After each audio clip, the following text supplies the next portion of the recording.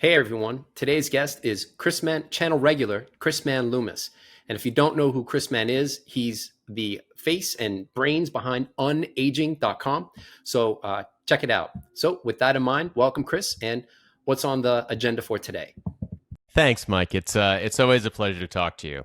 So we've got a few things. I've had some revelations or new thoughts over the past couple of months, and I'm looking forward to sharing them with you. So let's go over our topics. So the things I think we can talk about today, first of all, is I've done some analysis, crunched some of the numbers to go into the tiers of longevity. So we can see what are the top interventions or habits that you can do that'll give you the most life.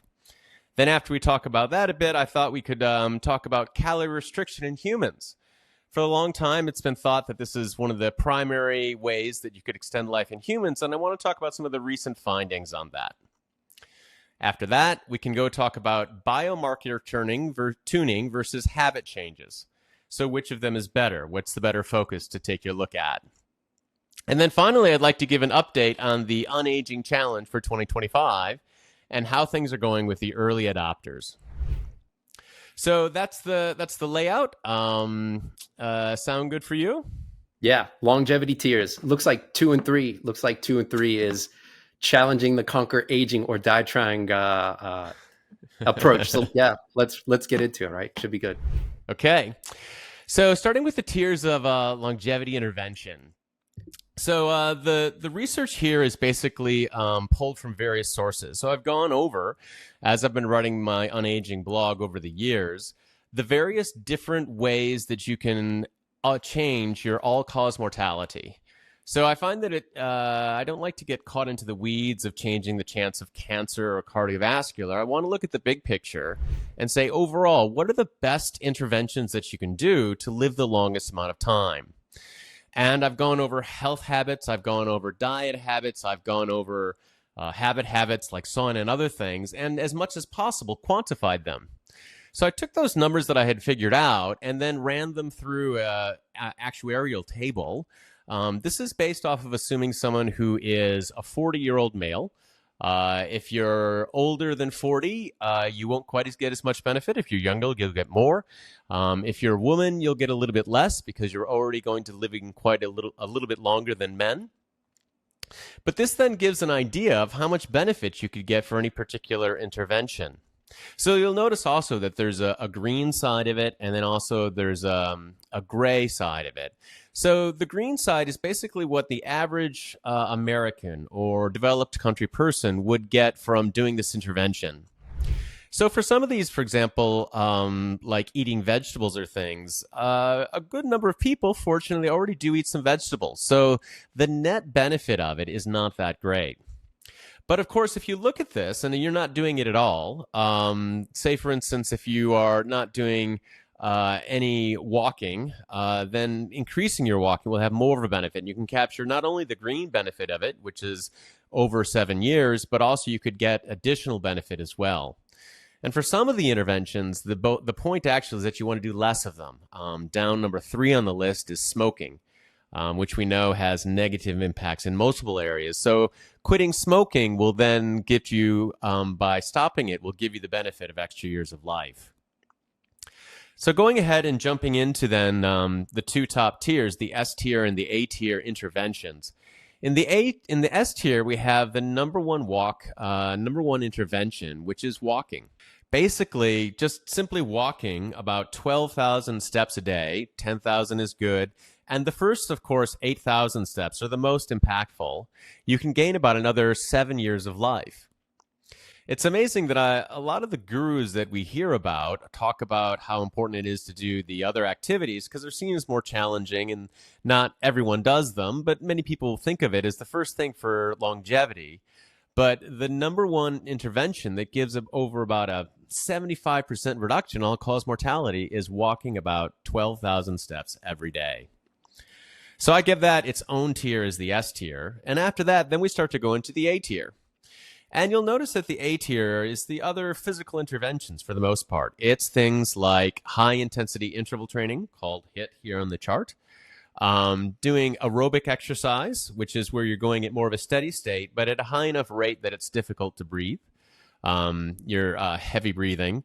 And then also strength training once a week to build up the muscles as well. There are a few other habits here. As I talked about smoking, unfortunately, I don't feel like I need to tell too many people that smoking isn't healthy for you, but smoking isn't healthy for you. And another one there is sauna, which is somewhat less known, unless you're living in Finland, that it also is one of the top, actually, of the A-tier interventions that'll give you quite a bit more life. It's about a 35% reduction or more just going to the sauna for about 10 to 20 minutes several times a week. So this then covers off the S tier and the A tier. And then after that, then we come to the B tier. And it's interesting because the B tier is kind of a bunch of the very top food habits that maybe you don't actually think of.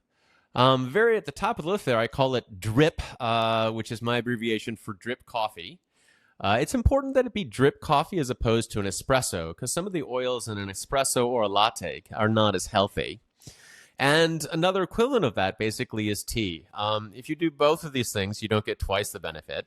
They seem to overlap in some ways, especially in the caffeine, which is about half the benefit of either tea or coffee.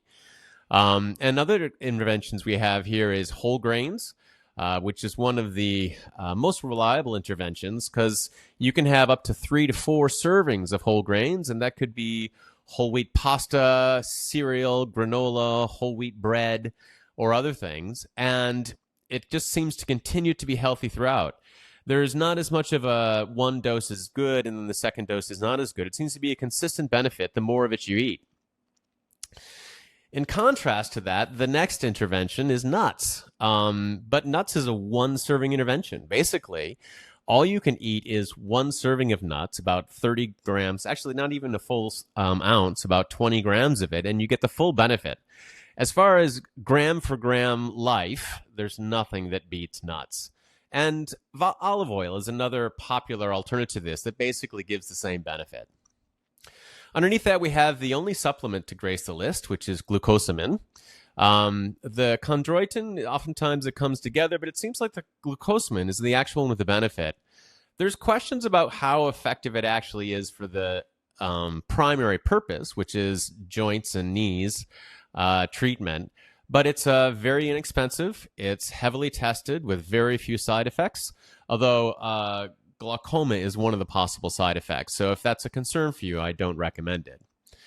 And it's shown to have a significant decrease in premature death. And then the last one that's sort of on the borderline between the B and the C tier is fish. Having about 1 or 2 servings of fish, up to 200 grams, also gives a significant increase in lifespan. So then we get to the C tier, and this is kind of interesting. I think this is like the sin tier, if you will. The things here are oftentimes talked about as maybe not healthy, and there are already a lot of people who don't take that much of them. Here we have things like processed meat, sugary beverages, any beverage that is only bringing sugar, like a soda or iced tea can be overly sweetened. Orange juice is another one that seems healthy, but really is just liquid sugar for the most part. These things, unfortunately, will shorten your life, and so cutting them out can give you additional lifespan. Legumes or beans also appears on this list as one of the good things that can be done with 1 or 2 servings, around 40 to 80 grams a day. Eggs is okay at the rate of about half an egg a day or an egg every other day or so. But over that, I don't really know whether it's the cholesterol or whether it's what it is, but it's shown in the observational studies that basically having an egg or more a day starts to reduce your expected lifespan. And the same is true of red meat. You can see for red meat that while not many people eat that much of it, there are some people who eat a lot of it. That's why the bar extends quite a bit over to the left side for people who eat more meat than is healthy for them. And then the last one in this tier is flossing. Fortunately, most people do floss, but if you don't floss, it can be a significant increase in your overall longevity. And then we get to the D tier, and sometimes I think of this as a distraction tier. Because the things here, while they do extend your life, they're oftentimes oversold, and many people are doing most of them, the beneficial amount already. We have both fruits and vegetables appear on this list, but most people are already eating a serving or two of fruits a day, and the observational studies don't show that much benefit beyond 1 or 2 servings a day. Decaffeinated coffee is not as healthy as caffeinated coffee, but if the caffeine is doing a thing for you, this is better than nothing for people who are sensitive to caffeine. Another one here, the peppers. This is red peppers. So if you eat a whole red pepper about once a month or once every other week or so, it shows significant benefits as far as longevity. Some of the other vitamins or spices do as well, such as garlic or some of the others, or turmeric can have a similar benefit. And then also we have things on here like brushing your teeth. Again, most people do this. So the additional benefit for most people, it's telling people what they already know, that brushing your teeth every night gives a longevity benefit. Brushing your teeth in the morning is good for breath and other things, but it doesn't seem to be tied into reducing all-cause mortality. And then again, instant coffee, which also has benefit. Even if it's caffeinated, you can get the caffeine benefit out of it, although the polyphenol and other benefits seems to disappear, so it's not as significant. And then there are some things which don't really make a difference. Refined grains, white bread, and other things, it's not negative. You eat it, it doesn't shorten your lifespan, but doesn't give you additional time either.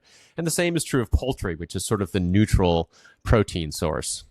So those are the tiers of longevity. Do you have any questions or comments about that, Mike? Yeah, so I got a whole bunch of questions and comments. So first, hopefully you can provide all the references, so that we can put it in the video's description or the pinned comments, and then people can check out the studies just so they know that you're not just pulling these data out of thin air, right?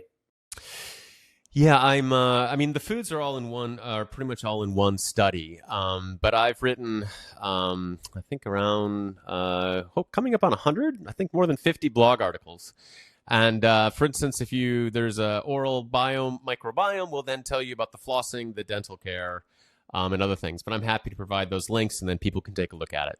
Yeah, cool. All right. And then, so just starting from the top, right? So you've got walking basically as the top of the top, even beating the potential gain in lifespan for, aerobic training, strength training, even HIIT, right? So how does that mesh with the VO2 max studies where, okay, I get 12,000 steps, you're going to have a significant reduction, or 12,000 steps is significantly associated with reduced all-cause mortality risk, as is higher aerobic capacity, muscle strength, and obviously HIIT is a component of that.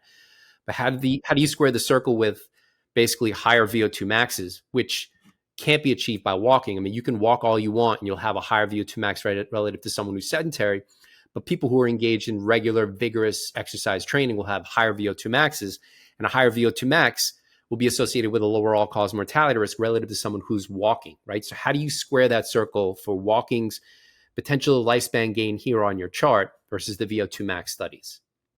So each of these components, as I've gone through my studies, are independent of each other. So the fact that you can gain this much additional expected life or have this much of a reduction in premature death from walking is in no way reducing or competing with the benefits that you get from having a higher VO2 max.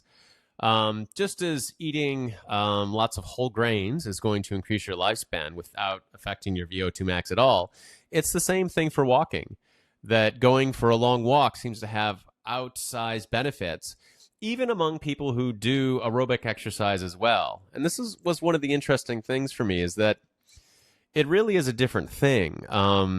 So in the Unaging challenge, one of the challenges the early adopters are finding is that getting 12,000 steps a day takes a long time.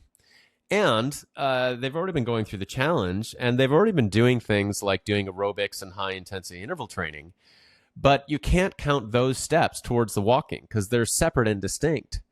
So I consider to be in overall fitness and longevity, walking is a different bucket, if you will, than the other exercises. So I don't think they conflict, and they're additional in the benefits you can get from them. All right. So the way you've got it then is make sure you're doing some amount of aerobic and strength training, some HIIT, but then also get 12,000 steps in per day. That's how you're interpreting that. All right. I prefer, so this gets into the, this gets ahead of the debate slash fight slash, whatever you want to call it. But, I prefer greater specificity, right? If your VO2 max, just using that as an example, or your muscle strength, arms and legs, pick grip strength, squat, deadlift, whatever it may be. If you're at the top 1% or elite of the elites or the best that your body can handle, would you even need walking, right? So then it gets to the idea of specificity, right? Can you use a more quantified approach? Or conversely, if you're doing, I don't know, 20,000 steps, do you need any aerobic training or strength or HIIT, right? So, I get the general recommendations, but then how do you personalize that so that you've got a more specific recommendation for not just walking verse or how much walking within the context of the other health promoting behavior?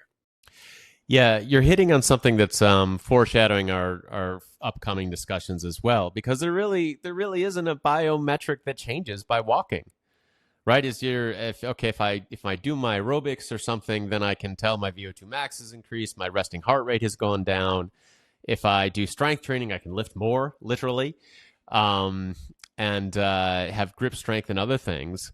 But you're absolutely right. For walking, there really isn't a metric aside from how many steps did you walk that tells you that you've done it. And yet the results in all-cause mortality are unmistakable. It's one of the things that I struggle with, just for the reason that you're saying, is, okay, well, what did it do for you, right? And yet, in study after study, this is very reliable with a very low P factor, repeatedly replicated, that the people who walk the most live the longest. In those studies, though, it seems like it's one or the other, though. I don't know that there's a quote unquote healthy control group where, they're running on the treadmill at, I don't know, whatever speed and, doing heavy compound lifts and then also walking 12,000 steps. It seems like that's one or the other, where you've got a general population that happens to walk a lot, a little or less, and isn't doing any of the vigorous training. So I think it'd be interesting to look at head-to-head studies, for the walkers versus, the high performance athletes. And then how much walking do you need if you're a high performance athlete? Is it none? What amount is it? And then conversely, would some amount of regular, training above walking be beneficial for those who walk a lot, right? So that's how I would, interpret that. Yeah, I think there. I don't have the study off the top of my head, but I think there was a study that actually looked at specifically the aerobic fitness and the walking fitness and found that they were additive on each other. Of course, for all these things, as a spoiler, like if you did everything perfect on all of these tiers, the last additions are not going to get you any life anyway. So as you talk about someone who's already an elite athlete, if you already have an elite athlete, let's say, who's eating an outstanding meal and also goes to the sauna, has never smoked, etc., you're probably right. That person probably has maxed out already what they could get. Virtually no one lives past 110. You get your own you get an entry in the Wikipedia page if you live past 110. So it definitely is true that you can max it out with some of the other things if walking takes up too much time or it's not something that you enjoy. There's definitely the ability to pick here. But if you have to pick one or two, one of them should be walking. Yeah, which then also gets a dose, right? What do you think about the overtrained phenotype? Because if you're doing 5-6 days of an hour a day of strength and cardio and everything else, and then are adding 12,000 steps, which is another 6 miles of volume, you're basically now training 3 hours a day instead of one hard training per day. Are you overtrained? And will that overtraining phenotype lead to less strength and cardio performance in your training your training activities, right? So, and then will that negatively impact health and lifespan? So what do you think about that? Well, there's an acclimatization time to getting used to walking. I have a walking desk, as I've appeared in one of our first videos, actually walking on my treadmill underneath my desk that I do my work on. And a regular day for me is going to be 30,000 steps. That's kind of standard. Honestly, I don't think I'm getting benefit after the first 12 or 15,000, as we talked about, but I'm still on my desk and I don't have a chair. So away I go. Um, but I think that basically the walking, the benefit of it is that it doesn't wear you out. Like if I walk for 2 hours and then do my exercise, or I just do my exercise, I don't notice any difference in my overtraining or readiness to do the exercise. I find that in a couple of things, there seems to be that trade off between them. For example, in the aerobic exercise, if you're just doing aerobic, the maxed period is somewhere at about 5 hours or so. And after 5 hours of solid aerobic, like if you're running more than 5 hours a week, you'll begin to edge into the overtrained and the longevity benefits begin to disappear.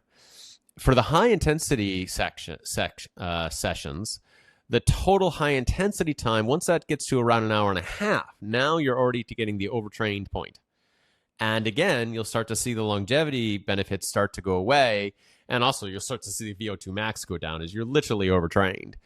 And that's also, I've seen that it come up in a few studies. But for walking, I'm not aware of any particular number where they say, whoa, whoa, don't walk that much. When they go out to the tribes and things, right, and the primitive people who are living the hunter-gatherer life, they walk all day long and they're fine. Yeah, but then it's that still goes back to they're doing one or the other. The walkers aren't doing vigorous training, and probably the vigorous training are doing some walking, but not a lot of walking. Everybody, so just to circle back to the acclimatization and acclimation to the higher training load, adding walking to an already pre-existing training approach. So I don't think everybody can adapt to a higher training volume, and I think there are limits to that. So just to use an analogy from sports. So in baseball, you'll have pitchers who will start their careers thinking they're going to be a starting pitcher. And a starting pitcher generally, well, in the past, in the 70s and 80s, used to throw 250 innings. So when they're 18 years old, they would start throwing a lot of innings. Well, some of those pitchers couldn't throw a lot of innings. So now instead of their arms and their physiology just can't handle it. So instead of throwing 250 innings, and so for some teams, it takes many years to figure out that they're not a 250 inning workhorse. They're only capable of throwing 60 to 70 innings before they start breaking down. So I think the same idea translates to human physiology when it comes to exercise and longevity. I mean, more is not necessarily better. And then it becomes, what kind of horse are you? It seems like you've got, keep training. Your body's going to keep adapting no matter what. Unfortunately, I have the mindset to do that, but my physiology does not react, well in that case. So yeah, just that nuance of trying to, then that gets to dose. How do you figure out if you're in the overtrained zone, regardless of what is quote unquote associated with it in published studies, right? Which goes back to heart rate variability, resting heart rate, trying to get closer to the dose. That's the only weak spot that I see in the broad-based, epi studies is there's just no specificity on dose. Like, for example, how many whole grains, right? Is it 5 servings? Is it 3 servings? Maybe my physiology is 1 serving, right? Or conversely, the nuts.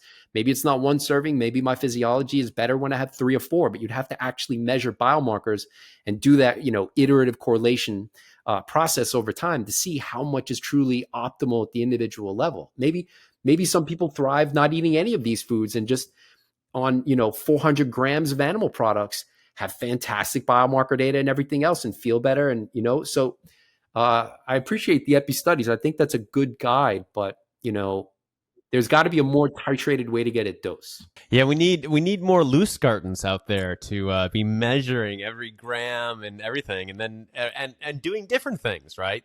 So that we can see sort of how the effects are. Obviously, these are done in observational studies, and individual variation kind of get blurred into the average. So yeah, for some of those people, maybe it was 5 servings of nuts, and some of them it wasn't even a half a serving. Yeah, and then in most of the large epi studies too, even though you've got very large populations, I think it's biased towards the unhealthy user and not necessarily the healthy user.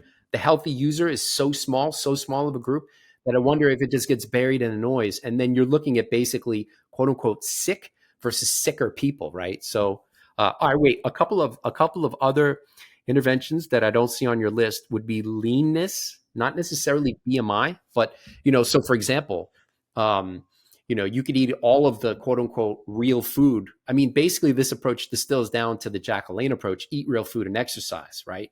But you know, uh, you could eat all of these foods, but if your BMI is 35, versus something less, and that's not to poop on people who are 35, they're just more likely to be metabolically unhealthy, just as an example. So I think leanness, but then even that's a debatable topic, right? Is it based on BMI? Probably not. And then it's like, what body fat percentage do you want? Which then divides it even further, which should be on the list potentially. Visceral fat, increases during aging, is associated with insulin resistance and a whole bunch of bad health related outcomes. So that could be on the list. I've got a couple more too. Sleep quality, sleep duration and quality. So sleep duration goes down with age. Slow wave sleep goes down with age, which is associated with dementia risk. And then last but not least, sunlight, right? How much sunlight to get not just vitamin D, but the red and near infrared light, which can potentially improve mitochondrial function to some degree and glucose levels based on at least one RCT. So that I would add those variables. And I got a couple other variables too, but what do you think? I think you're absolutely right about those. In some ways, I've tried to focus on the things that I thought were most actionable. And body fat, for whatever it's worth, although thanks to modern drugs and GLP-1 and other things, it's more actionable than it was before. But going to someone who's overweight and saying, "Hey, why don't you not be overweight?" is not an easy ask, and it's a lot of work, to be honest. So I did do some research on that one. I know that the staying within a lean weight is about probably about it's about a B tier, I think. And if you're overweight, then losing just a couple of pounds even, you don't have to get down to like a low body weight. The metabolic change, correction is much faster than the weight loss. So the encouraging thing is if you are overweight, just starting on the road to losing weight gives you the health benefits almost immediately. It takes a while longer to have the scale reaffirm what you've done. But the benefits come more quickly, and that's about a 10% recovery in reduction in premature death. The sleep one, for example, that's about a 10% or so increase in all-cause mortality, and mostly the big problem there is for people sleeping too long. If you're sleeping, say, 5 hours instead of 7 hours, it's about a 3%. It would definitely be D tier. I think sleep is overrated as an intervention. The visceral fat stuff, I don't have numbers on that one. I haven't done that one. Again, that one's really hard to say. You should fix your visceral fat, right? I mean, losing a particular kind of fat is even more difficult, I think, than losing overall fat. So there are definitely some things that could be added on here. And the sun is also. I watched your recent podcast, and I'm excited to get into that, and I'll be following up with that myself as well to see how I think the numbers shake out. Air quality. So air pollution, that's another one which is associated with mortality risk. And then also water purity, right? So if you're drinking lead contaminated water and don't know it, that's potentially bad, at least for biological age. So, but then even there's nuance. How clean and pure should the water be? Are you stripping everything, reverse osmosis, and then you got to add back in the, vitamins and minerals, to make it more palatable and, less soft, right? So I would add those two: air pollution and water, probably. Like one of the ones that I would like to add to the list that I struggle with myself is the social contact measures, right? I mean, we know that that loneliness kills, and that's one that it's really hard to quantify and get good data on. Are you happy? How lonely are you, right? Or stress is another one that I would add if I could get better numbers on it. To quantify how much stress people are under and then see how that affects their overall longevity. These are things that we know have a big impact. Maybe they would bump walking off of the S tier, but it's very hard to get good numbers on them and to quantify them effectively. Cool. All right. Ready for topic number 2? All right. Sure. Okay. So, see, calorie restriction. Is it beneficial for humans? Right. So before we get into this, I want to emphasize that we've been doing these podcasts now a few times. And I think that there are a lot of things that we agree on, as we've already saw just when we were talking about the tiers. For instance, I think we both agree that diet is important. I think we both agree that exercise is good and that supplements have lower value. I wouldn't say no value, but it's not the first thing to look at when trying to live a longer life. Does that seem fair? Yes. Okay. But Right. So, I mean, it depends though, because some people could say that supplements with 100, taking 100 or 150 supplements is doing something, but the foundation, diet, exercise, but then I would also add sleep, air quality, water pollution, some amount of sunlight exposure. I mean, but sure. Yes. we got more podcasts to go still. Right. But, I mean, those are the things we agree on, and we've talked about them a few times, but I think it's time we got down to brass tacks and had a fight about some of the things that I don't think we do agree on. So, are you ready to go at it? Born ready. All right. 1 minute.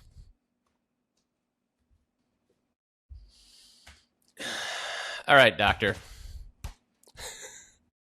You got to get all fight geared up to bring the noise, right?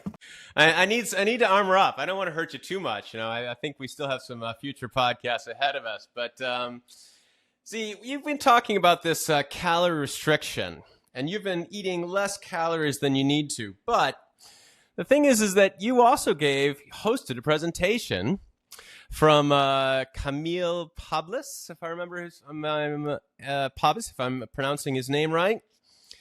So he visited your podcast and he talked about the impact of short-lived controls on calorie restriction. And basically, as he went through it, he found that the calorie restriction that they show in the animals only works in the really small animals, like basically the lowest weight animals. So for any one of the 4 interventions they did, whether it's in yeast cells or fruit flies or mice, the top 10% have no benefit from calorie restriction at all. And these are even in the animals. And it's only in the bottom 10% by weight that get any benefit from it. And so a natural question out of that is, are humans more like fat rats or like lean rats? How long do we live for our size? Well, this has already been answered. Here's a statistical analysis that went through and it measured every animal they could find on how long it lived versus how much it weighed. And you can see down there in the lower left, we have mice underperforming the amount of time that you would expect them to live given their body weight. And then all the way at the upper top of it, we see humans who live much longer than you would expect for our physical size. In fact, we live 5 times as long as would be expected just based off of our weight. So when we're trying to compare ourselves to these fruit flies or other things, none of them live anywhere as long as a human does, just based off of how long you would expect something to live based off of their weight. And then if we go further into that, one of the natural places to look is you're thinking about longevity. And you mentioned this is one of the things that should be on the tiers is the mortality based on body weight for a human. So if it was true that eating low calories for an extended period of time was the key to longevity, then naturally you would be seeing that the people who weigh the least would then live the longest. But we don't see that at all. In fact, the people who weigh the least actually die 50%, have a 50% higher all-cause mortality than people who have a normal BMI of between 20 and 25. So it only starts to go up, as we mentioned before, when you start to get into a heavy BMI. But if you're in a normal range, there's really not that much benefit from eating less calories. And you could say, well, I'm doing calorie restriction. I'm not just losing weight. Well, the people who are doing calorie restriction, almost all of them are very low BMI, an average of around 18 or so, which is at the point that it's significantly increased all-cause mortality. And this has already been, data has already been cleaned to remove the smoking people. One way to lose weight, unfortunately, is to smoke. It's also been corrected for the level of activity and exercise and class and age and other things. So this is basically saying that the humans that are living in the normal range can't get any additional benefit just from trying to reduce their calories and live a life of deprivation. You want to go ahead and give a swing back? Yeah. So if we're starting with the 900-day rule, a major takeaway from that paper too was that CR was one of the few interventions to consistently allow mice to live longer than 900 days. So if 900 days, if median lifespan 900 days is a short-lived control, CR was one of the few interventions where consistently the mice lived longer than 900 days. And if I can share screen here so I can show that data. Can't share. You've got to give me share privileges. There we go. All right, hang on real quick. Yeah. So if you look at one of the recent studies that just came out, and I don't know, wait, let's see if you can see what I see. Let me go full screen. Yep. All right. Okay. So this study just came out, and there, for those who haven't seen it, videos on the channel.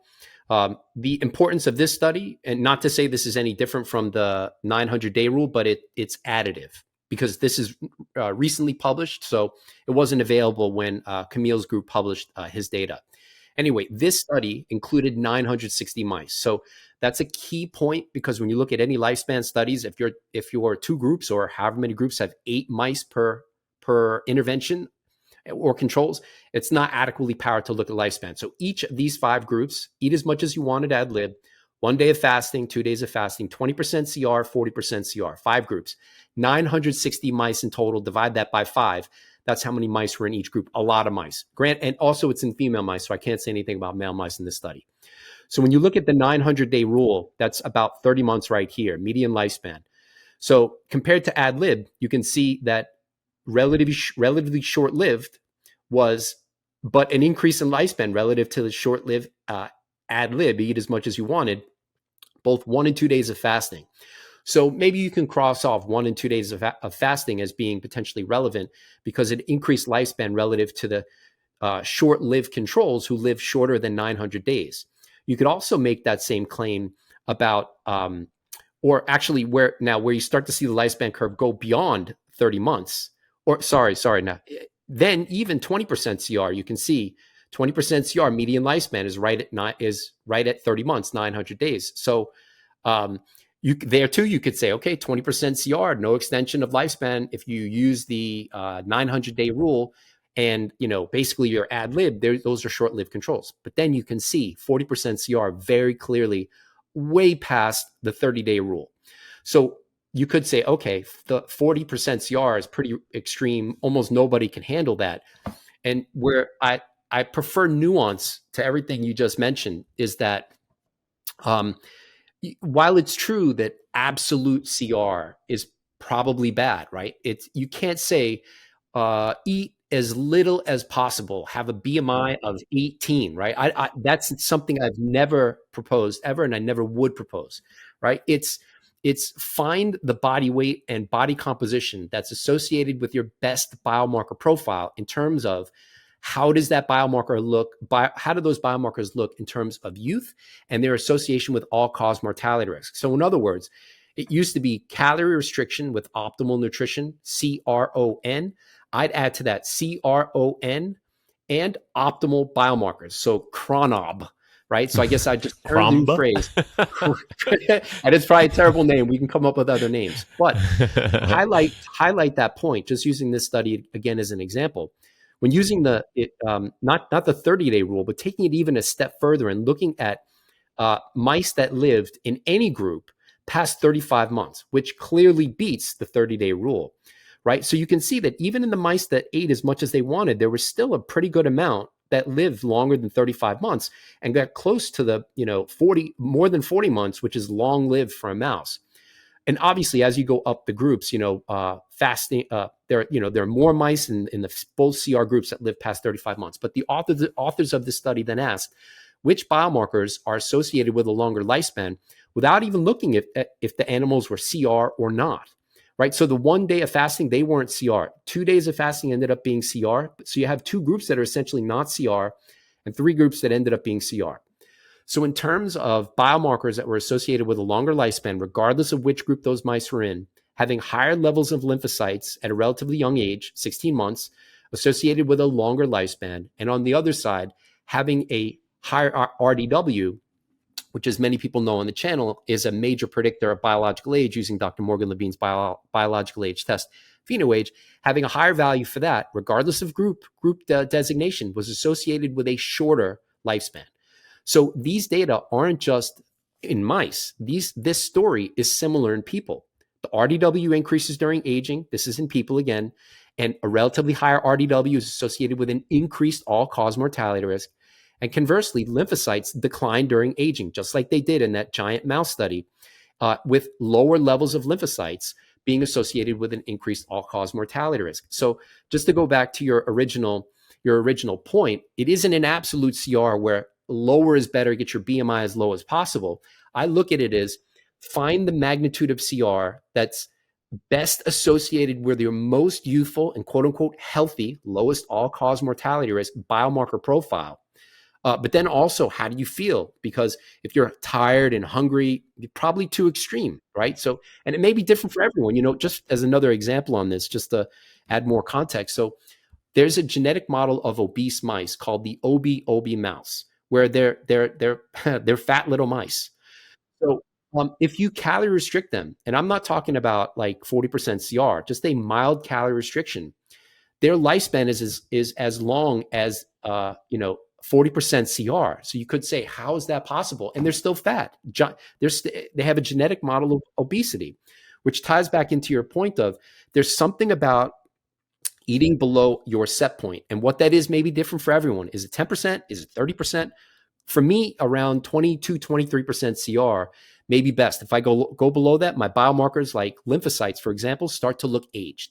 So, but calorie restricting the OB mouse leads to a lifespan as long as classical CR, but yet they're not at a body composition or body weight as the classical CR group. So there's something about even a mild energy restriction that can, maybe it's turning on quote unquote pro longevity pathways. But then to add one last point, whether or not that will translate in people, who knows? We'll see, right? But there's no way to know. We've got to do the 70-year longitudinal study. Yeah, well, we've got to. Well, first of all, as I mentioned before, I'm not at all confident that mice results then can be extrapolated to people. That's one of the big questions that's not clear, and I think that the answer to that, especially because the strains of mice that we have been interbred for years, they're domesticated, if you will, and they're used to getting tons and tons of food. When they try these calorie restriction experiments with wild strains that are just recently brought into the lab, they find no benefit of the calorie restriction among mice or other things, or with animals that are not tamed, like basically our yeast cells or fruit flies or other things that have spent generations in captivity. The study is interesting, though, and that one actually came out after the 900-day study. Interesting. All right, I'll have to take a look at it. Yeah. So wait. So to add to some more context. So I'm not saying that let's use the animal studies and just marry that as an idea and hold on to it with faith and absolutism. And I'm going to have a BMI of 18 and I'm going to live super long because of it and do nothing else. Like, I think that approach is flawed, which goes back to the biomarkers, right? If you're on some amount of CR, just even using the most simple biomarkers and forgetting about any animal studies in lifespan, if you're at some level of calories and you cut that by, say, 10%, 2,800 calories, you cut that by 280 calories a day, now you're 2520 a day. Are your biomarkers improved? What's your glucose? Just using the very simple example, right? Glucose, right? It increases during aging, relatively higher levels associated with an increased all-cause mortality risk. If your glucose levels go from 107 on average fasting to 85 on a 10% CR, and maybe that happens, maybe that doesn't, and your HbA1c drops from, I don't know, 6.2 to 5.1, seems like calorie restriction in that case has put you on the path of metabolic health. Now, I'm not saying that will happen, but this is one way how we get closer towards, will any magnitude of CR be good for health and potentially longevity in people? And if that is true, then it raises the question, what magnitude of CR may be best? And not just for glucose, because it's very easy to be reductionist and only focus on metabolic health, whether it's glucose, lipoproteins. How do your kidney function markers look and your liver function markers? And And then the bigger question is, if you're tracking your biomarker data over a few years, how does that compare to where it was before you were on CR? Have you slowed any rate of age? So if you have 3 years of data without CR, and then you have 3 years of data with CR, with say, as I'm tracking 8 blood tests per year, you can look at differences, in blood pressure and kidney function, liver function, HSCRP. Does that data look better than where it did before? And if it looks better, that would suggest that CR is a part of that approach, whatever magnitude of CR one might be on, is beneficial for health. Now, how does that translate? I don't know, but I'd rather place my bet on the objective biomarkers of health rather than the absolutism of, this has been shown to work. Many people right now are supplementing based using this similar approach, like AKG extends lifespan. But if you do that 900-day rule, the controls are short-lived. And the AKG supplemented group only extended lifespan in the female mice, not male mice. But yet the majority of the longevity space is male dominated, not female, more males than females. So most of the people taking AKG are men, but yet the lifespan study that's based on didn't extend lifespan in the male mice, and in the female mice, they didn't get past 900 days. So anyway, it's the same idea of not using an absolutism. It's about looking, use whatever intervention it may be, whether it's CR or supplements or exercise prescription. What are the objective metrics say? Collect a lot of data and then track that over time and see, is your approach really beneficial, neutral, or detrimental? Just one last note. So there's a famous person in this space who posted his data, a lot of it today, with no dates on it. Just, I'm the most quantified person in the world. These are my data. This is all the healthy stuff. Blood glucose was 74 and HbA1c was 4.5. Now, if you use the idea of, like any, you say impressive, but I'd argue the opposite side, because if you use the absolutist approach of calorie restriction, well, that means that a BMI of 16, anorexia is going to be longevity. No, that's not what I'm saying. There's nuance to this, right? So what does the published data show? So 80 to 94, lowest risk, all-cause mortality. 74 is below that. For HbA1c, the all-cause mortality data is in giant meta-analyses, as many studies as you can collect, 5 to 6%. Now, then you should, that you could say, well, closer to 5 may be optimal relative to 6. HbA1c increases during aging. But in very advanced ages, the liver output of blood sugar, gluconeogenesis, liver function declines. That's one reason why LDL declines towards the end of life.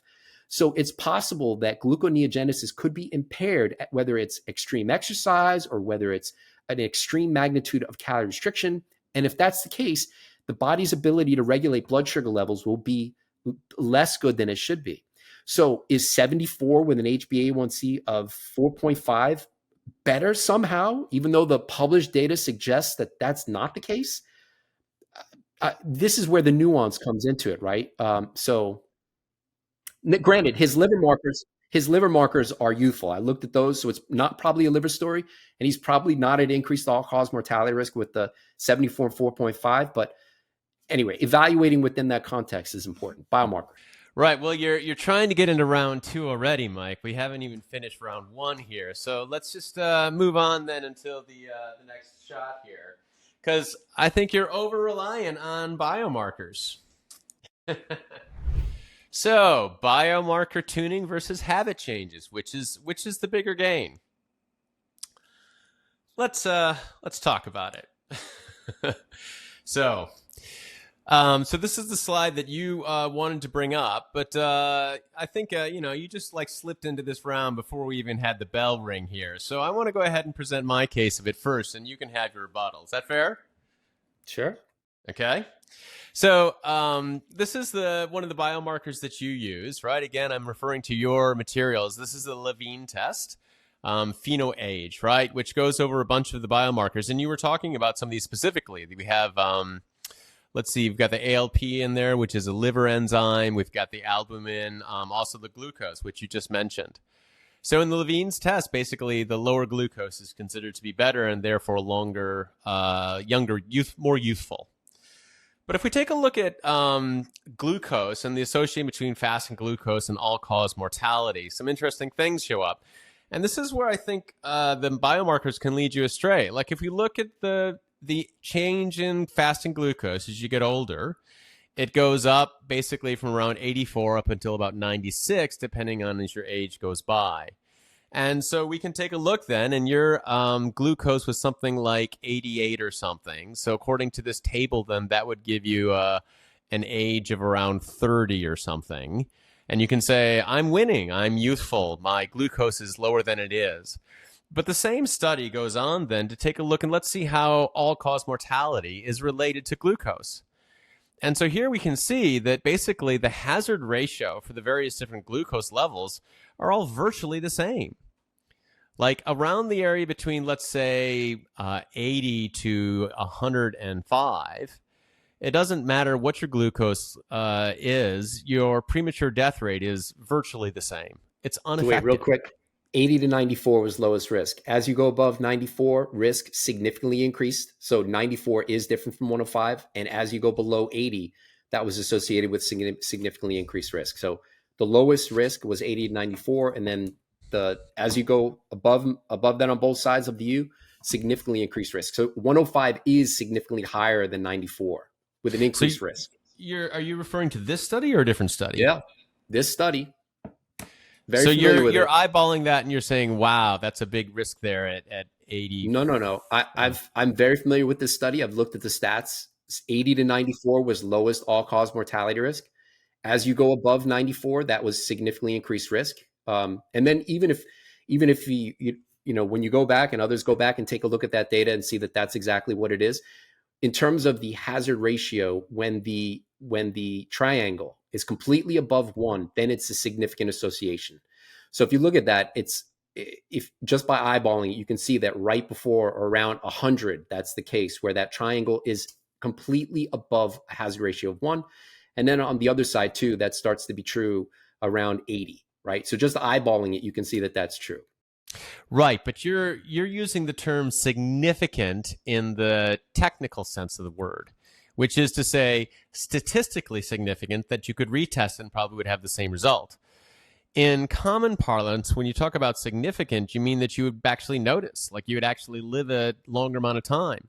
But the amount of the hazard ratio for those kind of numbers here, okay, if you squint at that, I have to look over towards where my machine is here. You could see that it is above the 1.0 line. But if you went through an intervention or you tried to change that, you would be changing your life in the matter of, what, minutes, hours of expected lifespan? Wait.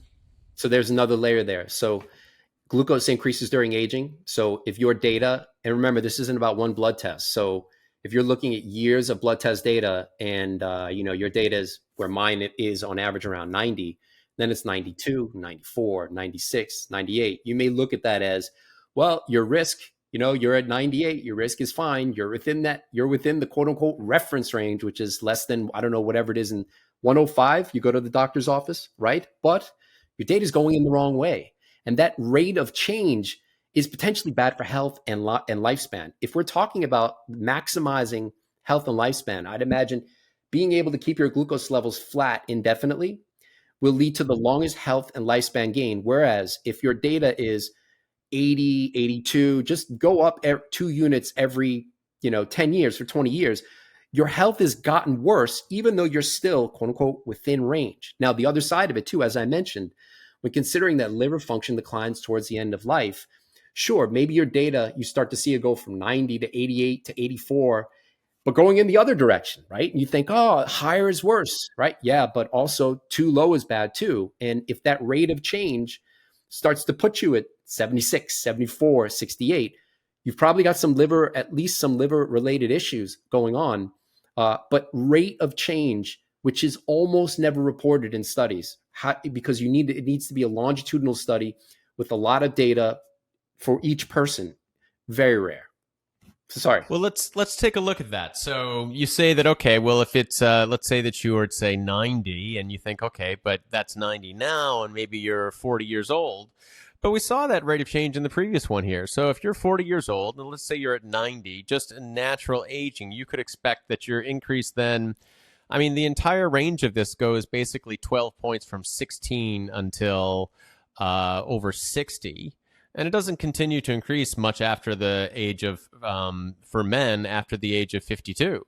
So if you have a 90 glucose at the age of 40, okay, maybe you're going to have a 93 at the age of 60, and then it stays there for the rest of the period. And Wait, so again, when you talk about the significance of this, I mean, statistically significant, sure, but as far as a Hodges effect size or a D effect size, it's going to be virtually unmeasurable and unnoticeable. You'll be talking about less than months, maybe like a week or something of expected life change. I just don't think it's worthwhile to concern yourself with it. all right, so if you put in perspective, let's say your average glucose in your 20s is 84. Your average glucose in your 30s is 88. Your average glucose in your 40s is 92, right? Clearly, the rate of change is going in the wrong direction. Clearly, your metabolic, quote unquote, health in your 40s is worse than it was in the 20s. Now, you could make the argument, what does that translate into in terms of all-cause mortality risk? You could make the argument for health span, right?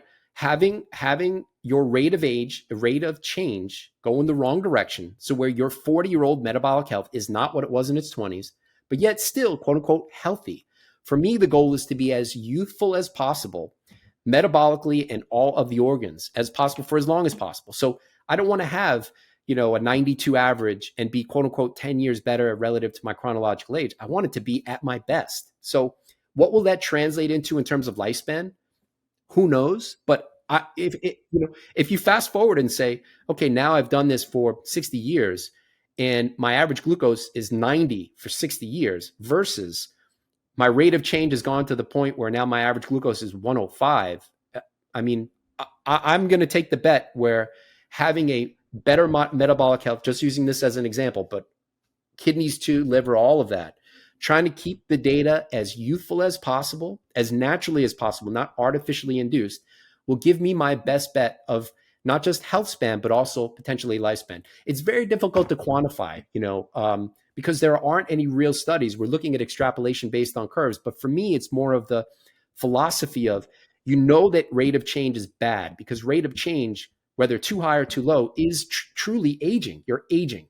Now, you could say even though that's within some quote unquote healthy range, it's still aging. Now, if you've been able to keep it from aging and resist that age-related increase or decrease, that's a win, right? Or if you've reversed it where, for example, my RDW was, somewhere around 13 and I've flipped it down to 12, which is pretty close to optimal now. Can I maintain that for the next 70 years, right? So how much of a lifespan, and two, it's not just about one biomarker because, maybe you're right. Maybe it's just a 1 to 2% relative change in terms of all-cause mortality risk. But now multiply that by 20 biomarkers or 10 biomarkers representative of all organ systems. Is that another 10 years of life? 30 years of life? 30? Nobody knows, right? So that's the ConquerAging or Die Trying bet. Well, then we get back to the argument that you made before. Like, what if someone is already an elite athlete? Let's say that they're an elite athlete who also walks 12,000 steps a day. Okay, so is then watching their glucose to try and get it from 96 down to 92 going to be a worthwhile effort for them and give them a material gain? I don't think so. So that's up to the individual. I mean, we all know the bed that I'm laying on. It's not just about glucose. It's about and also, when you consider that, we all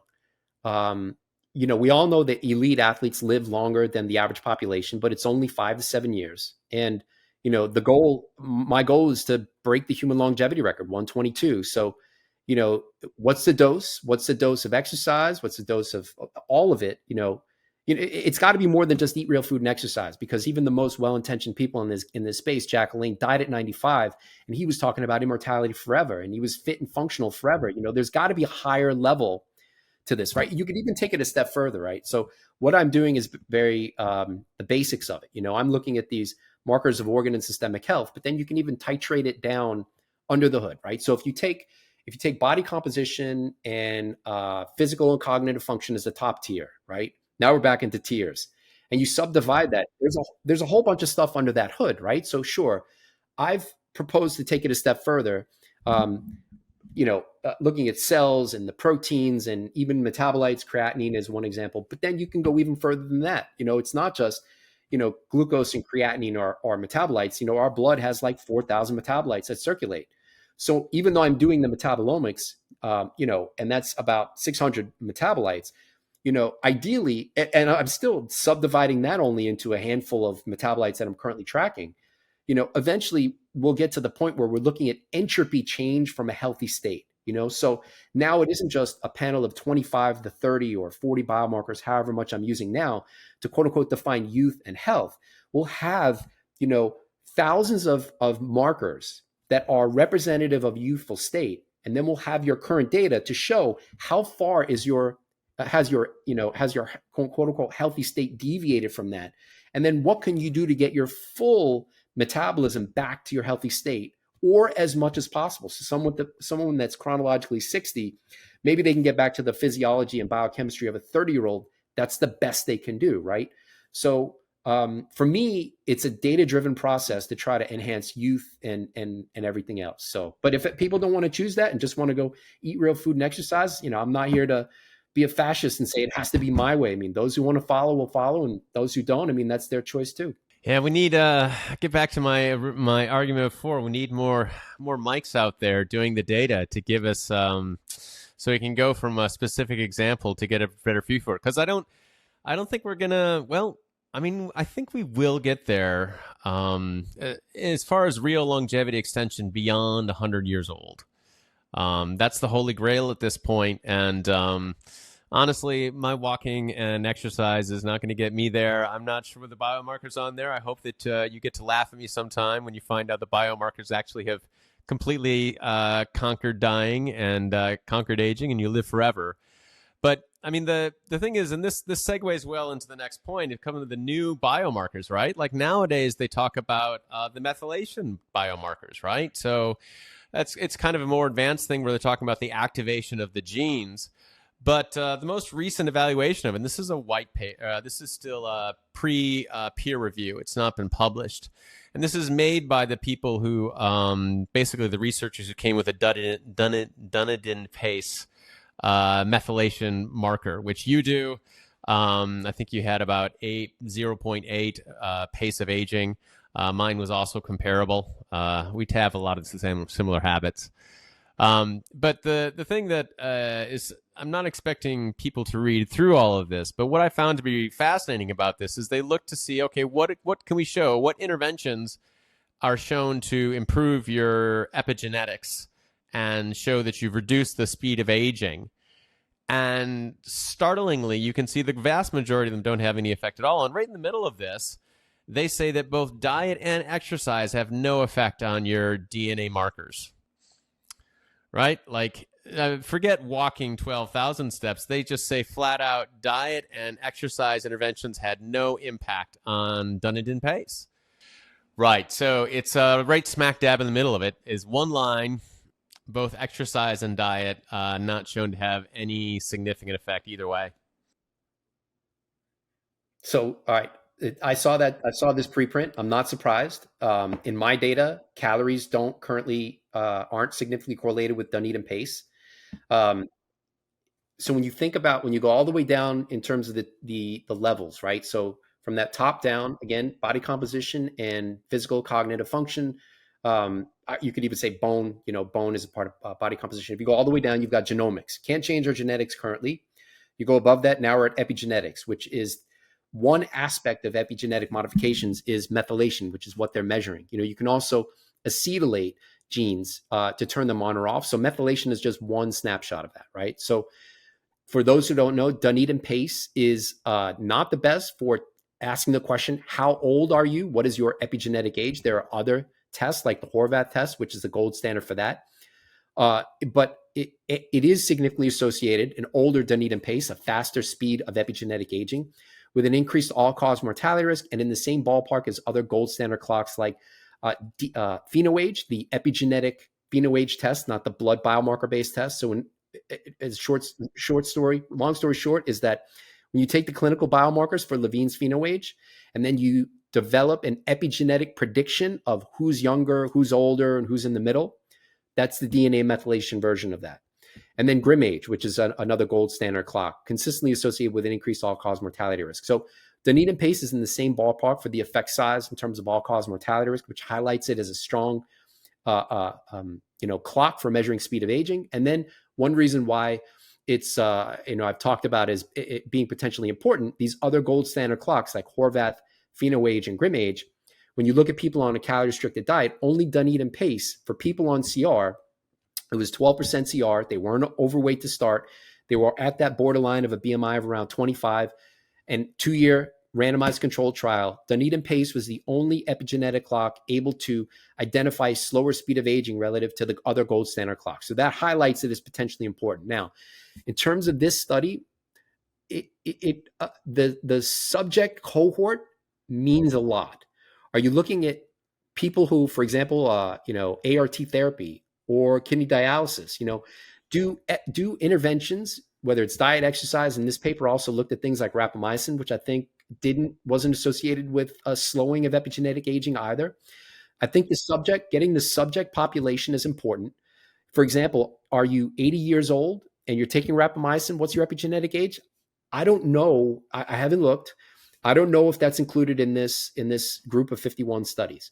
I'd expect that maybe that would be where rapamycin, as an example, would have the greatest effect for people who have, whatever pre-existing conditions where rapamycin could be helpful. Now, if you have an elite athlete and they're taking rapamycin, would you see a reduction in epigenetic aging? I don't think that's in this study either, right? So the subject population is important, and I think a lot of these cohorts aren't exactly the fittest or healthiest. Now, this aside, it also goes back to, we can do this experiment on our own, right? We can try to find if calories or some magnitude of exercise is associated with a slower Dunedin pace. And for me, like I said, calories aren't associated right now, and that's after 17 tests. Oh, personally, okay, from your own Yeah. tests, huh? Yeah. Now, but then it gets to the question of knowing that the DNA methylation-based test for PhenoAge is a prediction of PhenoAge, which includes the standard clinical chemistry biomarkers, albumin, ALP, et cetera. For me, it makes sense. I want the actual data. I don't want the epigenetic prediction of that. But that said, I'm still a big fan of the epigenetics. Don't get me wrong. I love Hannah and Ryan, the heads of True Diagnostic. They're great. They're fantastic. I love them in the field. They're great. I'm not trying to knock them at all. But what biomarkers then is Dunedin pace based on? And, because it's an epigenetic prediction of those biomarkers. So it includes 19. And those biomarkers include things like VO2 max, waist to hip ratio, gum health. So oral health is a part of that. ApoB, ApoA1, HbA1c, HSCRP. These are all things that we can optimize towards youth and health without having the epigenetics. Now, then it gets to which aspects of diet can optimize the things that can be optimized on that list and which things can't. So that's where I'm currently at with that, and looking at weak spots to try to make further gains in Dunedin pace. For example, my lipoprotein A has always been towards the higher end of the reference range. So I've been recently doing some experiments to try to bring my lipoprotein A down, which is thought to be genetically resistant to intervention. But in my data, that's also not true. I've been able to cut it in half at most. So anyway, that's where I'm currently on that. But even there, there may be some epigenetic pace of aging using Dunedin pace where you get to a low level and you're not able to go consistently below that. For example, maybe 0.8 is the best that I can do based on my genetics, whereas others may be able to get it to 0.6 and they're genetically able to have a slower pace of aging. So anyway, long story short is that we can, even without testing Dunedin pace on your own, that list of 19 biomarkers, we can measure those things. Even just leanness and a high VO2 max and good, metabolic health, which are heavily dominant on that 19 biomarker list, optimizing that can go a long way towards, potentially improving someone's health and even slowing the pace of aging. So on that note, let's go back to what you started with here. I haven't looked at this too much. I recognize the rat chart, I think, that we just saw recently. But tell me about this. Is this your data? I wanted to know where it came from. Yeah. So let me share screen here because I gotta maybe make it. Yeah. Bum, bum, bum, bum. I don't know if this is easier to see, but make it bigger. All right. So this gets to the question of what magnitude of CR is CR potentially beneficial? And again, note for those who don't know, my BMI is currently 22. Current calorie intake is around 2130. My ad lib intake since 2015, I've weighed all my food. My highest intake that corresponds to any blood test, 2800. So when you take my current average intake and divide it by my ad lib intake, that's around 22, 23% CR. I've tried to go lower than that. Some of my biomarkers get worse, as we'll see in a minute. But this idea of is CR better for biomarkers, right? So each of these circles is corresponds to calorie intake, and so each biomarker that corresponds to a calorie intake. So, for example, if there's a 50-day period in between blood tests, because I'm tracking diet, I take the average 50 days for calorie intake, and then that lines up with the latter blood test. I can do that for every blood test. Now it has an average calorie intake, and I can look at correlations. So, for example, DHEA sulfate, that's an androgen. Androgens decline during aging. This is well known, DHEA included. So, lower DHEA sulfate is going in the wrong direction. It declining during aging is going in the wrong direction. So, here, first, DHEA sulfate plotted versus DHEA sulfate y-axis plotted against calorie intake. In my data, we can see a significant correlation where higher calories are significantly correlated with lower DHEA sulfate.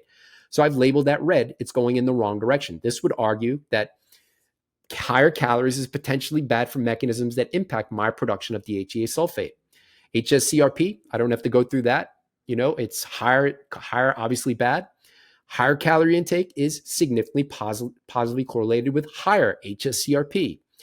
Higher neutrophils and monocytes, which increase during aging, and higher levels associated with an increased all-cause mortality risk. Higher calories there too, going in the wrong direction. LDL. So you can make the argument here a couple of ways. LDL follows an inverse U during aging, low in youth, peak at midlife, and low towards the end of life. So if your data is low, is it youthful or aged? In my data, LDL being higher tracks with more biomarkers going in the wrong direction than right. So higher LDL may be more reflective of the middle-aged data relative to the youthful data in my case.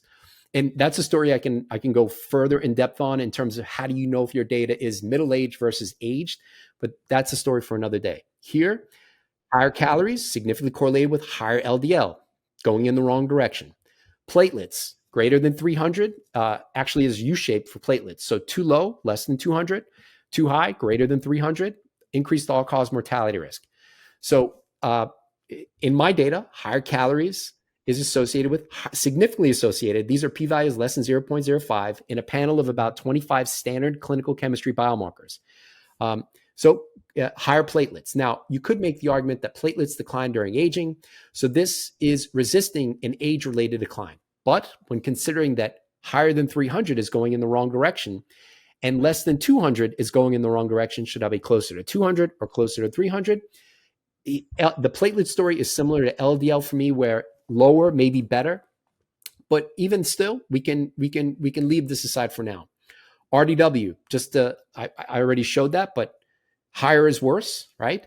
Higher calorie intake significantly correlated with higher RDW. Similarly for uric acid. Uric acid increases during aging, higher levels increase all-cause mortality risk, and that same story for systolic blood pressure. So we've got 2, 4, 6, 8. What do we got? And then we've got 2 more that were at the top of the list here. Alkaline phosphatase, values higher than 48 are associated with an increased all-cause mortality risk. It may not increase during aging. There isn't solid data for that. And you can see that above 50, or 48, you can see higher calories, and the correlation is significant. So that too, going in the wrong direction. And also HDL, higher calories significantly correlated with lower HDL. So I've got 10 biomarkers representative of many organ systems that are going in the wrong direction at a higher calorie intake. And it isn't just at the highest calorie intakes. You can see I have a spread of data that goes from around 2100 to 2800. Now, there's one exception to this, and I only looked at significant correlations. Anything with a p-value greater than 0.05, I didn't look at. So higher calories is significantly correlated with higher lymphocytes. And that's important because, as I showed earlier, lymphocytes decline during aging, and values less than 2,000, as they go below that, are significantly associated with an increased all-cause mortality risk. So this suggests that there's a calorie amount that may be optimal for lymphocytes, but may be bad for 10 other biomarkers. So it gets to the question of what, and we're considering that lymphocytes, at least in the mouse study, was one of the biomarkers that was associated with longevity, regardless if the mice were ad-lib, fasted, or on CR. It then goes to the question of what magnitude of calorie intake and CR may optimize lymphocytes while not messing up the other biomarkers. And for me, that's not my lowest calorie intakes at 2080. I'm just a bit above that right now, 2130.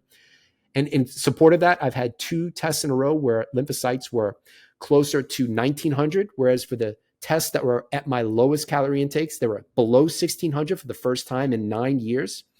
But it gets to that idea of how do you titrate the dose of calorie restriction? And using the biomarkers, at least in my case, I've got a multitude of biomarkers that are quote unquote more youthful and healthy looking relative to higher calorie intakes.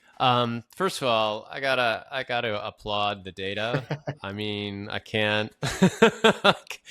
I love it. I like to have all those things and be going down to the P factor for each of them is very impressive. Yeah. So you came with gloves, and I come with gloves and kicks and jujitsu, and I got all the skills in the toolbox. But I ain't done yet.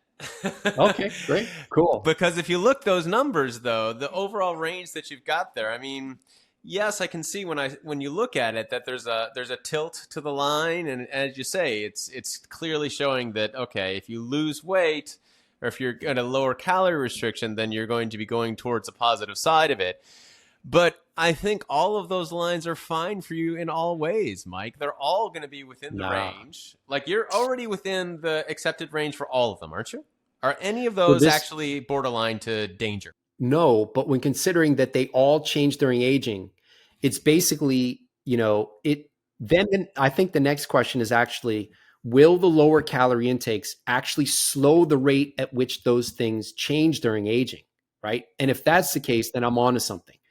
So and you could say too, like, okay, would 5% CR make a dent? All right, so fine, you're within the quote unquote reference range, but using the epi studies, there are optimal ranges that are associated with lowest all-cause mortality risk. There are values that are more likely to be found in youth. And based on all of those plots, my current magnitude of CR, around 20-something%, low 20s, puts me on a road closer to youth and lowest all-cause mortality risk. Now, how much of a lifespan or health span gain will I get? I don't know. Have I actually slowed the rate and pace of aging? If we look at just Morgan Levine's PhenoAge, and I covered this in one of my most recent videos, blood test number 7, where PhenoAge, if all biomarkers stay the same, you'll have an increase by 0.9 years per year of chronological age. So in other words, starting 4 years ago, my biological age using that metric, and again, I'll go through that in a minute, but 35.6 in 2020. Okay, so same biomarkers. If the biomarkers don't change 4 years later, I should expect it to be 3.6 years older based on just the metric. So should be 35.6 plus 3.6, 39.2.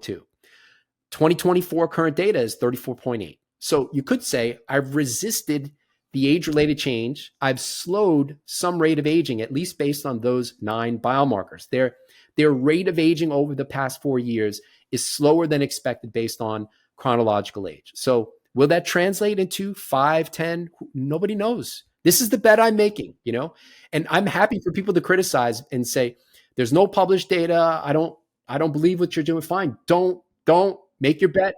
Maybe so maybe so my dad's brother died at 51. He had a stroke at 47. My dad's father died at 67, heart disease. My mom's father, 67, heart disease. My mom's brother, 67, a whole bunch of stuff, kidney failure, everything, the whole gamut. So if I don't try to do what, the Matt Damon line in The Martian, if I'm going to get out of this, I'm going to have to science out of aging. If I don't try to take every bit of it, maybe my genetics are dead by 80, even with the best well-intentioned biomarker and everything analysis. I'm not going to be mad at that, right? Maybe I push my lifespan longer than I would have naturally. I squeeze the orange as much as possible. But then maybe, just like Bernie Sanders says, maybe, but just maybe, I can really push this thing out, right? Maybe I can continuously discover the recipe to keep my physiology and biochemistry as youthful as possible for as long as possible.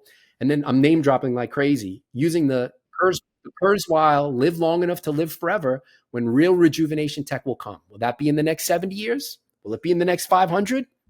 I don't know. I'm playing the same game on that one. I think that we need to have the GLP-1 of longevity. Something So something that comes in and gives us, sort of breaks it, because all the interventions we have now, as we've talked about, they're usually based off of people who are not healthy, and what they're able to offer someone who's already living a healthy life isn't enough. So go ahead, GLP-1, go. So GLP-1, which is a satiety-inducing hormone, and this isn't the only way. So for the people who hear me say this, don't satiety. Tomato, right? Satiety, satiety, right? Maybe. Anyway, so for the people who, I'm not trying to say this is the only way. There are a few ways we can activate GLP-1 without things like Ozempic. And one way is a high soluble fiber diet. Soluble fiber produces certain gut bacteria produce short chain fatty acids from fiber fermentation. And those short chain fatty acids activate GLP-1 production. So now, then you could say, well, does fiber lead to a longer lifespan? No animal studies. And then, there are no animal studies that have used a high soluble fiber diet. What about in human data, right? Well, most people barely get 20 grams of fiber, let alone 5 grams of soluble fiber. We may need 20 or 30 grams of soluble fiber. Is it supplemental soluble fiber? Do I need to get it from vegetables, legumes, or other stuff, right? So there's a whole bunch of questions there. So this is one reason why, and fortunately, the biomarkers seem to support this more often than not. But there is an upper limit here where my very high fiber diet of about 85 grams per day, about 20 of that being soluble, is a part of the overall approach for these mostly youthful biomarkers with some weak spots. Now, will that also help push, past the, nobody knows, there's no data, right? So have you, you don't supplement fiber, right? I mean, your diet is right. Same here, by the way. I mean, I get my breakfast of whole grains, and then on top of that, the legumes, and then some fruits and vegetables. But I know several of the other people who do recommend straight supplementation of it. The issue there is, for whatever reason, there are animal studies and at least one human study that I know of where very high dose supplemental soluble fiber, for example, inulin, can induce liver damage leading to higher ALT or AST in the blood. In one human study, RCT, they were with 30 grams of inulin per day. That's 30 grams of soluble fiber per day. I mean, that's more than I get whole food. It's a lot. But the effect wasn't in all study participants. It was 3 of the 18 people getting high dose inulin had elevations in liver enzymes. So they had to stop taking, right? So, but there too, it gets the biomarkers. You'd have to actually measure and see if that's making a dent like that, right? So there is an upper limit, but yeah. Let me. By the way, I want to be careful and say that we've talked about the biomarkers and the utility of them. I want to be absolutely clear that there's huge benefit if your glucose level is far out of the range, or treatment for it, or your blood pressure and these other things. Oftentimes, you and I are sort of talking about tweaking at the fine zone, right? And I'm not sure that's useful. But if you have high glucose or insulin issues or diabetes, other things, extremely useful to get the biomarkers and absolutely should be acted upon. So I think that it's when we start to overtune and think that we're able to then add additional life out of trying to take it down a few numbers or so, even though it's already within the normal range. I think that's the questionable part. So I just wanted to make sure that listen to your doctors. Of course, yeah. So to add something to that, right? So imagine your HbA1c is 5.7, 5.8. Now we start to get into the pre-diabetic range. Now let's say you went to your doctor says you're pre-diabetic. We're going to give you some metformin or some drug, right? But as a part of that process is going to be regular monitoring to see what that reduces your HbA1c to, right? So regular monitoring is a big part of this approach. Then it gets to the question of what should my HbA1c be? And then it also raises the question of, just like in the gym, how can I expect to improve my strength or performance if I'm not actively trying to make it better? So if I'm not measuring my HbA1c and trying to keep it as youthful as possible, will it go in the age-related change range, and then I'm going to be stuck having to take metformin or some other drug that may lose efficacy for years and decades of taking it? Whereas if you've been trying to discover your own personal motorcycle recipe, maybe that's the best approach for keeping it relatively youthful and resisting age-related change. But the only way to know that is by regular and repeated testing over a very long period of time, so we can minimize that risk of getting to an advanced age. And now it's like, well, what do I do now?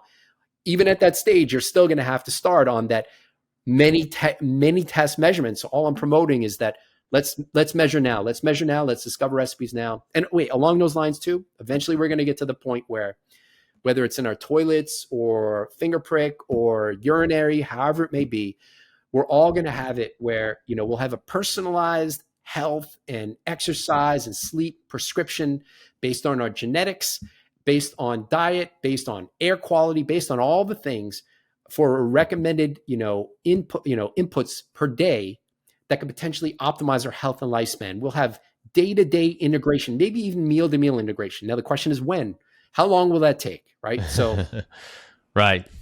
Well, as you talk about, then you find out that you need to take the habits. Can I jump into the update on the Unaging challenge? Okay? Yes. So how did your fight go? How do you think that went? Was it what you expected? Yeah, absolutely. Hold on a second here. Let me. Oh, that's my data. Yes, I mean, it's a slideshow. I'll get to it. So, first of all, thanks. I mean, as I said, I think we agree on most things, and so it's fun to sort of pick on the things where I don't think we do agree. Yeah. Yeah, you brought in some late breaking news there. I wasn't able to quite roll with that. So, I'll have to take a look at that. We might have to have a rematch or something to talk about that. Yeah. But I think fundamentally your answers are right in that we don't really know. And what we do know is that neither of us have a magic pill that's guaranteed at this point. So I appreciate your experimentation. I'm sure, and I think it's, in my opinion, it would be sort of fine-tuning on the margins. I think that there are better things, and the better way that you could get the habits are the bigger drivers. And I know that you're a believer in those habits as well. You live an exemplary life as far as your weekly workouts, your diet, and everything else. So I wouldn't take away any of that part. I would say that I think you could shift your focus. Wait, I don't know. So, what are your thoughts on our? No. Sorry. I always have something to say, right? My daughter's like, you always have something to say. So just as an example to that, if I only focused on the habits, would my biomarkers be what they are now? And the fact is that's not the case. When I first started on this journey in 2015, my liver enzymes were in the high 30s. Now, based on all-cause mortality risk, there's a U-shaped association where too low, increased risk, low 20s, AST, ALT, lowest risk, and once you go above 22 or so, increased risk. My data was in the high 30s. So now wasn't an alcohol drinker, which would be the obvious, what's going on there. But it was, my diet composition isn't what it is now. And it's only what it is now because I've been titrating over time to try to figure out the recipe to bring those liver enzymes down into the low 20s where they now currently are. So For whatever reason, in my case, too much omega-6 may have been part of that story. And this isn't from seed oils. This is from walnuts and probably other nuts that I was eating at the time. I may have a specific range where if I go above a certain amount for certain nutrients, it may induce liver damage. It may have been a fructose story where I was eating about twice as much fruit as I do now. And you've seen the strawberries. I mean, I was eating double that. Half a kilo, 1 pound of strawberries a day. Yep. Well, back then it was, strawberries and blueberries and blackberries. So it was double the intake then. So that may have been, a contributor because high fructose is metabolized by the liver. So you could say, it's a whole food based diet. There are no published studies that show increased mortality risk with increased fruit intake, right? So if I did nothing, I would have seen this unchecked maybe for the past 10 years, maybe putting me at an increased risk for liver disease. So that would be the argument where, don't assume that your diet and following the habits is the best approach. The only way to know is by looking at the biomarkers and objective tracking. But then once you start tracking, it's like, okay, where are my weak spots and what can actually improve it, right? So, come on, Mike. I'm taking off the gloves. Keep on swinging, man. All right. No more swinging. I'll take. Yeah. So look, someone eventually, I'm looking all the time for someone eventually will beat my approach, right? The term Schwarzenegger eventually got, there was an upgraded version of the Terminator, right? In the Terminator movies, right? So, there's only so long that I can do this before someone or some, groups of people come along and beat this approach. I'm trying to cover every base. I'm very competitive. I try to cover every base, but someone will find weakness and be better. And if I die trying, well, then hopefully the field can move forward. And, for example, just another quick example. One reason I developed this whole approach was seeing Jack LaLanne and being a humongous fan, obviously. But I was like, there's got to be a better way. Even when he was saying eat real food and exercise, I was like, there's got to be a higher level. And when he died, especially, I was like, there's got to be a higher level.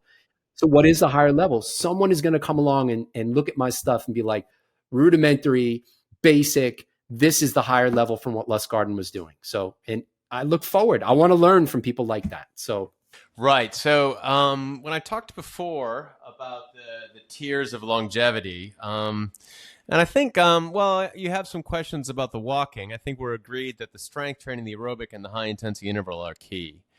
So one of the things that I found as I was writing my blog and talking to people and hoping to make an impact on their health and longevity is that I got kind of a lot of understanding of it. And yes, it seems like a good idea, but I didn't really feel like people were actually doing that many of the things. So I've started the Unaging Challenge, as I've talked about before in your blog posts, on your podcast and other places. And at the moment, we have 20 people who are currently going through the strength training section of it and moving on to the third challenge. So the Unaging Challenge is 4 separate challenges over the period of a year. And each of them focuses on a different aspect of your health. We start out with the aerobic and high-intensity interval training, then go into the strength training, then go into mobility and walking. And then the fourth challenge then is the personal peak where you make it your own. So we're having a really great time. One of the big things about it is it's done as a community. So it's not just you do this by yourself. There's shared information and shared chat and other things. So you can sort of hear how it's going for other people. And doing it as a challenge, and it's measured, because you need to have measurement, of course, right? So how much you've lifted, what's your 1 rep max, your VO2 max impact, and other things, so that you can actually track it over the period of the challenge. So the 20 early adopters, this is their many paths to strength. So this is basically the effectively total amount that they were able to lift in their calculated 1 repetition maximum based off of what they did. And you can see that there's a whole different ways of paths here as people went over the 12-week challenge of it. It becomes a little cleaner if you look at it in terms of the people who were trained and the people who were untrained. I was lifting before I started this, so I'm on the blue line.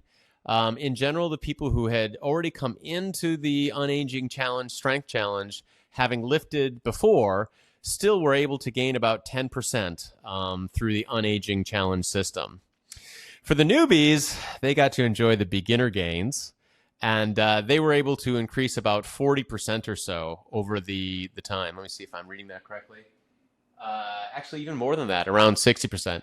Naturally, some of that of them is just getting familiar with how you do the lift. When you come in for the first time, obviously you're not going to be attempting to do your maximum lift when you're just getting used to how you move the dumbbell around or do the exercises.